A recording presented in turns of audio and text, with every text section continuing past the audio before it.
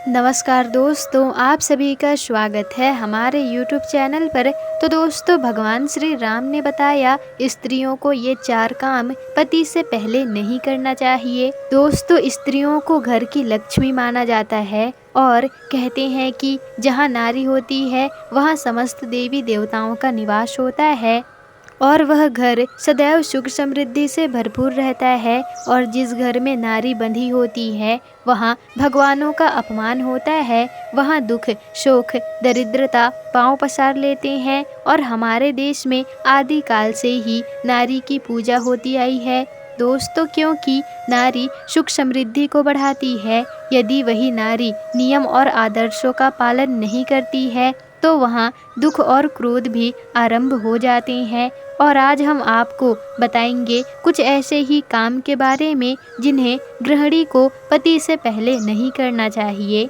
तो दोस्तों, भगवान श्री राम ने नारियों को बहुत ही अच्छा शिक्षा दी है। हमारे घर की महिलाएं यदि उस शिक्षा को ग्रहण कर लें तो सदा पुरुषों की प्रिय बनी रहेंगी और घर में किसी भी तरह की लाचारी नहीं आएगी। तो दोस्तों, आपसे निवेदन है कि इस वीडियो को ध्यान से सुनिएगा। यह प्रसंग उस समय का है जब भगवान श्री राम राजा थे। उनके पुत्र लव और कुश का विवाह हो चुका था और उस समय सीता मैया अयोध्या में महारानी बनकर रह रही थी। कुछ लोगों के मन में यह शंका बनी रहती है कि सीता जी महारानी बनकर अयोध्या के महलों में कब्जा कर रही थी। वे तो ऋषि वाल्मीकि के आश्रम में रहती थी और लौटने के बाद ही धरती में समा गई थी। उस समय लव कुश का विवाह भी नहीं हुआ था, तो उस समय वह किशोर थी। तो दोस्तों, इस बात को लेकर शंका ना करें। प्रभु श्री राम का अवतार एक ही बार नहीं हुआ था,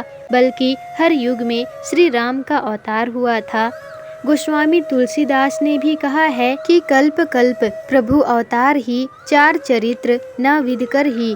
यह कथा माता सीता जब धरती में समाती हैं तो श्री राम उन्हें फिर से अपना लेते हैं। इस कल्प में त्रेता युग में भगवान श्री राम ने 11,000 वर्ष तक अयोध्या में राज किया। जब 2 पुत्रों का विवाह हो गया तो एक दिन उनके समधियाने से कुछ भेंटें आई। सुंदर सुंदर फलों से और फूलों से सजी हुई थी। भगवान श्री राम ने उन टोकरियों में से कुछ टोकरी माता सीता के पास भेज दी, कुछ अपने भाई बहनों में बांट दी। मित्रों, हुआ ये कि सीता मैया के पास जो टोकरी गई थी उसमें से एक टोकरी को माता सीता खोलकर देखने लगी। उन्होंने देखा कि टोकरी में सुंदर सुंदर फल पुष्प रखे हुए हैं। माता सीता जी ने उसमें से एक कमल का पुष्प उठाया और उसे सूंघने लगी।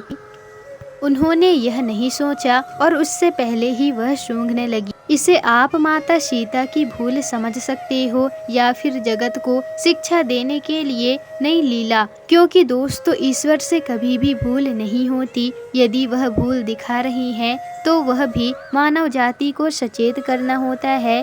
दोस्तों, जैसे कि माता सीता ने रावण के मांगने पर भिक्षा लेकर आई, उन्होंने नारी जाति को यह शिक्षा दी कि यदि कोई साधु संत भूखा प्यासा आपके घर के द्वार पर आए तो उसे निराश मत लौटाओ। साथ ही साथ उन्होंने लक्ष्मण द्वारा खींचा गया रेखा पार करके यह भी बताया कि किसी साधु के ऊपर विश्वास करके अपना सुरक्षा कवच तोड़कर घर से मत निकलो, क्योंकि साधु के वेश में भी कोई शैतान हो सकता है। वह स्वयं जगदम्बा थी। उन्होंने जगत को शिक्षा देने के लिए यह लीला रची।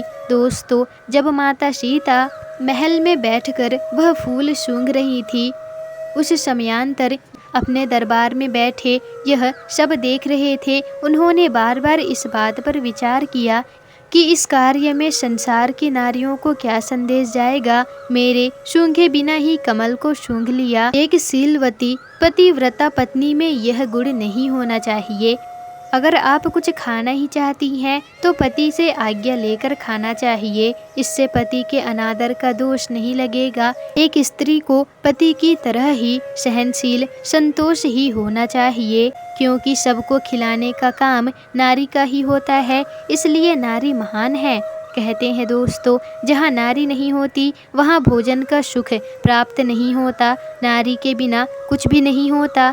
प्रभु श्री राम ने सोचा कि यदि सीता द्वारा किया गया यह कार्य समस्त नारियां करने लगी तो बस यही सोचकर वह माता सीता के पास गए। उन्होंने सीता जी से कुछ नहीं कहा बल्कि हर रोज की तरह उन्हें खुश करने लगे। दोस्तों, यहाँ श्री राम भी पुरुषों के लिए बहुत बड़ी सीख बन गए। अगर आपके घर की स्त्री से गलती हो जाए तो पुरुषों को यह करना चाहिए कि वह उन पर चिल्लाए ना, बल्कि उन्हें इस तरह से समझाएं कि उसे अपनी गलती समझ में भी आ जाए और कोई अपमान भी ना हो।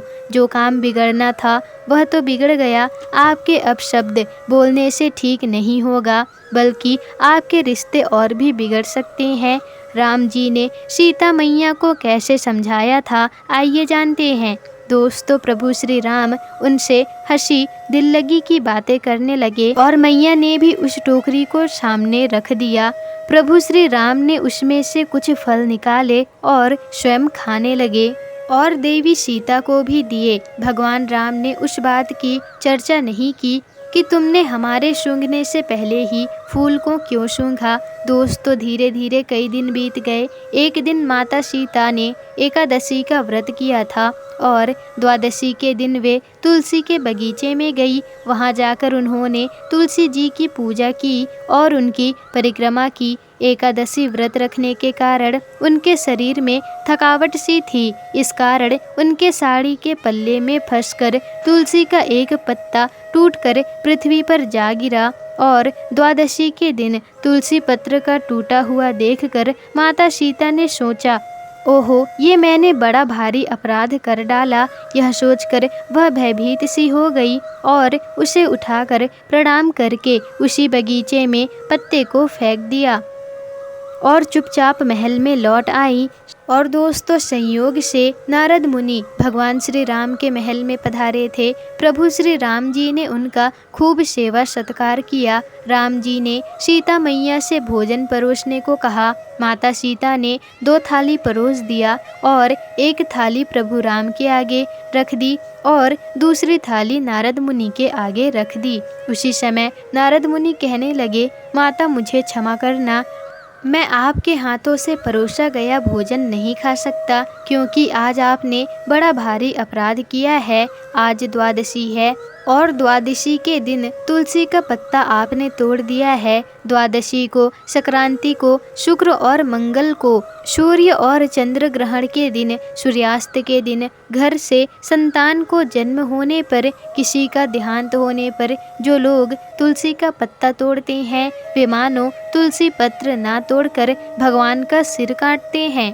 और मैं आपके हाथों का परोसा गया भोजन नहीं खा सकता। भगवान श्री राम को तो सब पता ही था, क्योंकि यह लीला उन्होंने ही रची थी। उनकी इच्छा से ही नारद मुनि यह कह रहे थे और यह सब जानकर भी प्रभु श्री राम नारद मुनि से पूछ रहे थे कि क्या इस पाप से छूटने का कोई उपाय है? तुम इसका उपाय जानते हो तो देवी सीता को बता दीजिए, उन्हें इस अपराध से मुक्त करा दीजिए। इसका एक ही उपाय है, देवी सीता। यदि देवी सीता टूटे हुए तुलसी के पत्र को अपने पतिव्रता धर्म के शक्ति से उस तुलसी के पौधे पर पुनः जोड़ दें तो इस पाप से वह मुक्त हो सकती है। सीता मैया कहने लगी, हे देव ऋषि, इसमें कौन सी बड़ी बात है, मैं अभी उसे जोड़ देती हूँ। दोस्तों, इतना कहकर माता सीता पुनः उस तुलसी के बगीचे में गईं और टूटे हुए तुलसी के पत्र को प्रणाम करती हुई भक्तिपूर्वक उनसे कहने लगी कि हे तुलसी, यदि मुझ में पतिव्रता का बल हो तो ये टूटा हुआ पत्र फिर से तुम्हारे अंग से जुड़ जाए। तब मैया सीता ने सामने देखा तो वह पत्र नहीं जुड़ा। यह देखकर माता सीता दुखी हो गई और सोचने लगी कि मैंने ये क्या कर दिया है जो मेरी शक्ति विलुप्त हो गई है। नारद मुनि ने देखा कि माता सीता दुखी हैं तो वे उनके पास गए और उन्हें समझाने लगे कि हे माते, इस पत्र के ना जुड़ने का कारण है कि प्रभु श्री राम से पहले ही पुष्प की सुगंध आपने ले ली है और पतिव्रता स्त्री का यह काम होता है कि पहले उनके पति ही वह काम करे, फिर उन्हें करना चाहिए। अब उस तुलसी से यह कहो कि उस कमल पुष्प को सूंघने के अलावा मैंने पति का निरादर कभी भी नहीं किया। तो आप अपने स्थान पर जुड़ जाएं। सीता माता ने वैसा ही किया और ऐसा कहते ही वह पत्र जुड़ गया। सभी ने सीता मैया की जय जयकार की और उसी समय श्री राम जी ने सीता मैया को गले लगा लिया और कहने लगे, हे देवी, यह सब मेरे द्वारा रची गई एक लीला थी। मेरी इच्छा से ही तुलसी का पत्र टूटा था। आपको शिक्षा देने के लिए ही मैंने यह सब किया था।